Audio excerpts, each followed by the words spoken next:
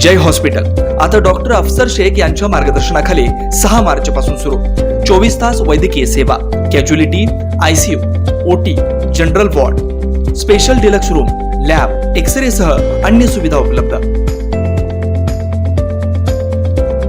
दुष्काळी तालुक्यातील शैक्षणिक संस्थांची फी माफ व्हावी यासाठी महाराष्ट्र विकास सेनेच्या वतीने यापूर्वी तालुक्यात आवाज उठवण्यात आला होता। आता महाराष्ट्र विकास सेना या पक्षाचे संस्थापक अध्यक्ष किरण साठे यांनी आज सोलापूर या ठिकाणी जिल्हाधिकाऱ्यांची भेट घेऊन या प्रकरणी निवेदन दिलंय। त्याचबरोबर चौकशी करण्याचं आवाहन त्यांनी जिल्हाधिकाऱ्यांना केलेलं आहे। किरण साठे, महाराष्ट्र विकास सेना पक्षप्रमुख। आज मी सोलापूर जिल्हाधिकारी कार्यालयामध्ये आलो आणि या जिल्हाधिकारी महोदयांना सोलापूर जिल्ह्यामध्ये ज्या तालुक्यामध्ये दुष्काळ जाहीर झाला आहे त्या तालुक्यातील विद्यार्थ्यांना जो शासन निर्णय केला की दुष्काळग्रस्त भागातील विद्यार्थ्यांची फी माफ करण्याचा शासन निर्णय आहे, परंतु अशा प्रकारचा दुष्काळ जाहीर झालेला असताना सोलापूर जिल्ह्यातील त्याच पद्धतीनं वेगवेगळ्या संस्थेच्या संस्थाचालकांनी त्या विद्यार्थ्यांना फी माफ केली का आणि त्यांना फी परत दिली का याची चौकशी करण्याची मागणी या ठिकाणी केलेली आहे।